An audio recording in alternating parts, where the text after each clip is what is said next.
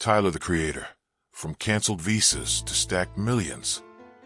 How he turned creativity into millions. Yo, what's up, people? If you're into stories about how an artist he overcame fights and cancellations and went from underground internet buzz to dominating the game with music, fashion, sold-out tours, and $1 million fortune, this one's for you. Today we're breaking down the rise, revenue, and lifestyle of none other than Tyler, the Creator. So hit that like button, subscribe, and let's dive in. Early life and the first steps. Tyler Gregory Okama was born on March 6, 1991, in Ladera Heights, California, just outside of Los Angeles. His childhood wasn't always stable. He bounced between LA and Sacramento, switched schools frequently, and never met his father. As a kid, he would design fake album covers and track lists, already imagining his future in music. Before the fame, he worked regular jobs like Starbucks and FedEx, just grinding like the rest of us. Even back then, it was clear this guy wasn't ordinary. Controversies that shaped Tyler's career.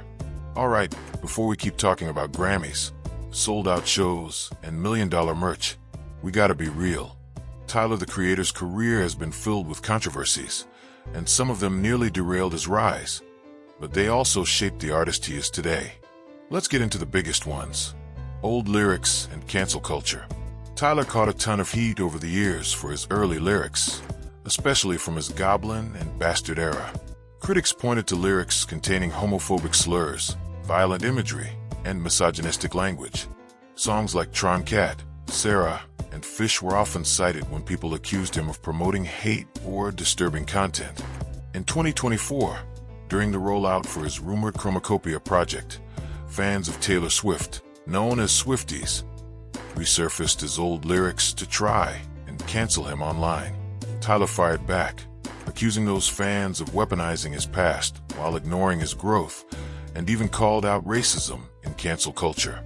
This sparked a huge debate on social media. Can artists evolve and be forgiven, or does their past stay with them forever? Banned from the UK and Australia. This wasn't just online backlash. Tyler faced government-level consequences too. In 2015, he was officially banned from the United Kingdom for 3 to 5 years due to lyrics the UK government said promoted violence and intolerance. Australia also threatened to block his tour that same year after feminist groups protested his past lyrics. Some shows were cancelled, and his visa became a major issue. Imagine being so controversial that entire countries shut your tour down. That's how real it got. Copyright trouble in Brazil. Another unexpected controversy came in late 2023, and this time, it involved Gilberto Gil, a legendary Brazilian musician. Tyler used Gil's 1973 song Duplo Sentido in a commercial for his Golf FLEUR brand without permission. Gil and his team called it out publicly. Tyler eventually called Gil personally to apologize and agreed to make it right. It became a global headline. Tyler, the Creator, in copyright trouble with Brazilian icon. And to be fair, he handled that one with maturity, admitting the mistake and resolving it fast. Sampling lawsuit over Death Camp. Back in his Cherry Bomb era, Tyler also faced a lawsuit for allegedly using an unauthorized sample in the song Death Camp. The track borrowed elements from a 1971 soul song called Why Can't There Be Love, and the original artist claimed Tyler didn't get clearance. The result? Tyler had to credit the original composer and pay royalties after a legal settlement. Even creative geniuses get hit by copyright. How Tyler survived and got stronger. So how did Tyler, the Creator, go from banned and canceled to winning Grammys and selling out arenas? Here's the playbook. Artistic evolution. His music matured dramatically, from raw, chaotic bars to layered storytelling and genre blending, vulnerability and identity. Albums like Flower Boy and Igor revealed a more honest, emotional side of Tyler.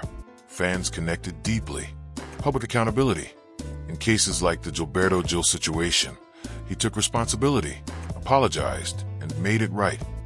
Business focus. Even while being controversial, he built powerful brands like Golf Wong and FLEUR that kept growing. Loyal fan base. Maybe most important, Tyler's fans grew with him. Many stuck by him, even during the messy chapters. Bottom line, Tyler didn't run from controversy. He transformed it into creative fuel. Nothing but pain, stuck in this game, searching for fortune and fame. The musical journey, albums, hits, and his unique sound.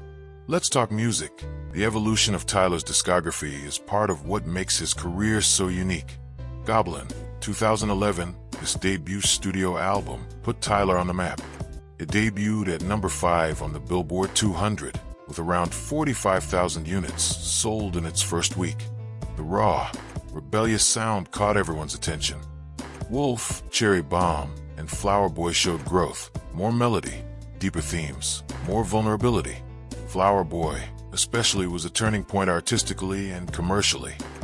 Igor, 2019, Tyler's first #1 album on the Billboard 200. It sold 165,000 units in week 1 and won the Grammy for Best Rap Album, even though Tyler himself said it wasn't really a rap album. Call Me If You Get Lost, 2021, another #1 debut, with 169,000 units sold in the first week.